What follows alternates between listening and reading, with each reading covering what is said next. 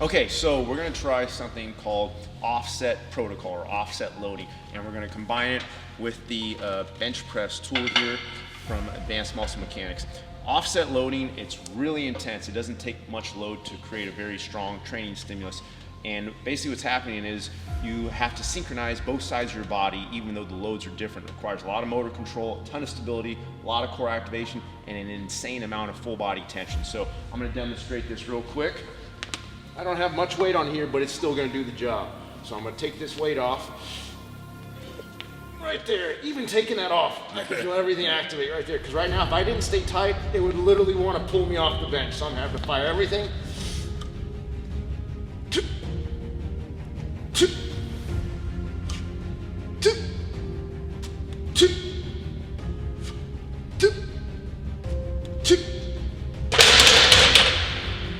Now, that was very intense, and I've done these before and I've gone heavier, but no matter how many times I do them, they're always crazy intense. The second side, if I was gonna flip this around and put the weight on the other side, it would be harder than the set I just did because you have something called a double offset. The first set is 25 pounds heavier on one side than what I'm used to doing. We go the other direction, it's now a 50-pound offset because now I'm going 25 pounds back to neutral and another 25 pounds back to the opposite side. So the second side on the offset set feels way heavier and way harder. So weird. You gotta stay tight. 2, 1. Okay, I'm gonna let this go. Yep. All right. Now tuck your elbows forward, big chest. Tuck it forward more. Keep tucking it forward. Now drive it to your right so that it stays centered. Pull it to your right a little bit. There. You want that centered early, centered with your body. Good. Drive it up. Nice. There you go. Keep shoving it to the loaded side, to that right side. Yes. Now it's centered. Hold it. Exactly. Good. Give me one more. Give me one more. Good. It's only a 60-pound barbell bench, man. Come on. What you struggling for, dog? Come on, man. There we go. Oh, man. How was that? Nice little one. Oh my. Wow. How was the shoulder? No, that was good. You're right. Yeah. So I bench wide, but that was all right. Yeah. It's the same form. The bench press technique you're going to use here is the same form we did on dumbbells. So if the dumbbell is here, bench press is here. We're just flipping the grip. That's it. All right. 3, 2, 1. Okay, now I'm gonna let it go. Ooh, shit. Yeah, right, buddy. Stay tight. Yep. Okay, now. Yep, that's perfect. That's perfect. Excellent. Excellent. Hold it. Oh yeah, that's great form. That's great. That's great. Tighten up every muscle in your body, core, hips, everything. Tight grip. Hold it. Oh, that's nice. 90-degree joint angles right there. That's the thing when you have people do offset bench press, and you try to tell them to go past 90, they instinctively don't want to. They automatically find 90-degree joint angles because it's the most biomechanically sound position. Their body doesn't want to go past 90. It would feel awful to go past 90. Great job. Excellent. Yeah, me being a bench presser, how would this help me in that realm? Okay, so a few things. First off, when you do offset training, if your form is not perfect in terms of like optimizing biomechanics, your scapular, your posture, it literally feels like you're gonna flip off the bench. Like everything has to be fully engaged. So if we can take that exact same full body tension, that exact same shoulder positioning, that exact same core activation, and transfer it to a normal bench press, guess what? You're actually gonna have better force production, you're gonna have better joint centration, you're gonna have better joint stability. That means more load, and you're gonna feel better on the joints. Now when you train offsetting, is that something you do the whole day, the whole session? That's a great question. I've done both. Sometimes we'll have a theme of the day and say, hey, we're going to do an offset workout, and we'll do offset bench, we'll do offset squats, we'll do offset rows. And then other days, we may just do 1 or 2 exercises. And both work great. There's really no rule to that, but they're both valuable and valid protocols. Doc, in your book, I think you mentioned one of the reasons for doing this, and if I'm not mistaken, I'm playing by memory, it's to expose muscle imbalance. It is totally exposed muscle imbalance. Now, the other thing is too, it is a little body weight dependent because you get enough weight on the bar, it's going to want to flip you off. So hold on, let me get your hands. Let's go for your, that's right there, that's perfect. All right, that's right about shoulder width? Yeah, I usually have people go just a little wider than shoulder width, so that's about perfect right there. Okay. All right, hold on, get this one a little wider. Right. There, 3, 2, 1, up. Yeah, That's not, okay, now shove the bar to your right. Right there, now it's centered. As you go down, keep shoving it to your right. Tuck your elbows, hold it, tuck more forward. Good, come back up. Okay, that was a little deep, not bad. Shove it to your right. Shove it to the right more. Good. Now tuck forward. Bring the bar forward more. Yes. Now go slow. Stay tight. Tuck your elbows forward. Right there. There's your rep. There's your rep. There's your rep. Stay tight. Bring it to the right. Yep. Tuck. Keep going forward. Good. Let's go one more. Yep. Keep tucking those elbows forward. Keep going. Yep. That's your money rep. Yeah, nice job. I felt it. Wow. This would be the most kind of extreme offset protocol that you can do because we have zero weight on the unloaded side. You can actually do different types of offset loading where you would put maybe 2 45s on each side and then maybe a 10 and a 5 or just a 10 on one side.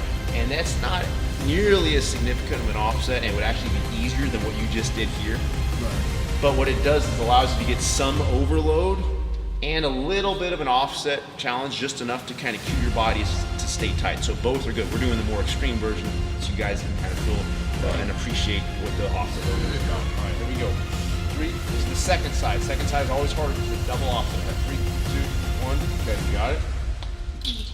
Yep. There you go. Yep. Activate everything. That's nice. That's perfect. Hold it. Shove it to the left. Good. Keep shoving that bar to the left. You always want to push the bar to the loaded side. Yup. Exactly. Yep. Big chest. Keep shoving it to your left. Shove it to your left. Right there.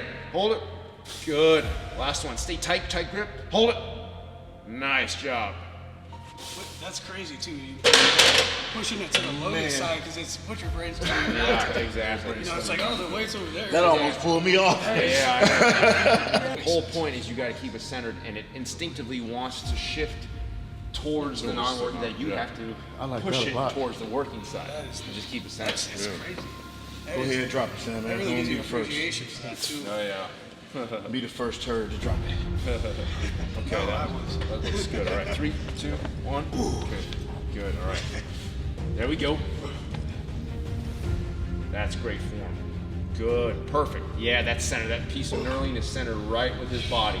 And it wants to go this way, but he's pushing it to the left to keep it centered. Push to the left just a little more. There you go. Yep. Whenever you do offset loading, you have to shove the bar to the loaded side to keep it centered. It feels weird, but that's how you keep the bar centered. If you let it go towards the other direction, you're offsetting the offset and you basically lose out on the benefits. Nice job. Oh yeah, that left side feel that much different. I gotta get exposed again. Oh yeah. Exposed again. That's funny. I got it. Come on, Drew. Yeah, Me on oh the first one, yeah. I've been having issues. We not editing nothing out of Actually, this my either. right shoulder, so it's funny that it was actually almost flipped me on that. So maybe that's telling me something. I need to focus more No, I on don't feel building that. the stabilization. Especially what I've already felt yesterday. Let's go right there. It's the same as the other side. Okay, now you got to, because you're lighter than that, you got to stay tight. It's going to want to put you off the bench. You ready? All right, here we go. Yeah, buddy. Even when you're ready. Yeah. Shove it to your left. Tuck your elbows more. Right there. Better. That was good. Yep. Tuck. Slow. Hold right there. That was good. I want you to pause for a while. That's your sweet spot. Stay tight. Yep. Tuck. Hold it. Variant. That's your best rep of the day. Give me another one like that. Tuck and pause. Tuck your elbows forward. Hold it. Don't move. Nice job. That's it. Yep. Awesome. That's a core workout for you. Oh, dude. I knew it was going to happen. When you know it's going to happen and it's still... I know. No, there's only, like, I'll tell people, I'll be like, okay, this is going to be crazy. Like, I know I can say anything I want and it's not going to prepare for me.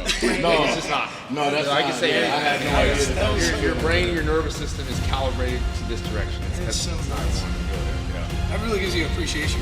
Oh yeah, no, but think about how much full body tension you're creating, and if you take that and transfer it to a normal barbell bench. But this is where, when I was doing the whole 90-degree eccentric isometric research, I would do protocols like this because they're so intense that if you don't do them right, you really can't do them. But every time I would have clients come in, or I would try these methods, everybody's body would gravitate to 90 degrees. So I'm like, maybe there's something to this, that everybody's body and my body on every unique variation keeps gravitating to these 90-degree joint angles. Maybe there's something inherent in the human body that wants to move to 90 degrees. Then you look at the research, it's like, wow, it actually matches. It validates that what we see in the practical setting. Now, if you was doing a regular bench day, would this be good to do like a couple sets of this to warm up?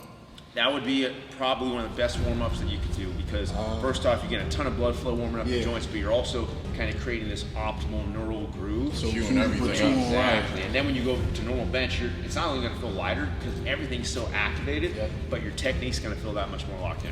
Good. So it's like That's what I felt like that would work out. proprioceptive feedback. Oh yeah, Warming up, tons of proprioceptive. Like you go to a bench press now, and you're going to be automatically right in here, and 225 would feel way easier than 60 pounds felt, and it would probably feel easier than 225 ever felt, to be honest. Yeah. They're in trouble now.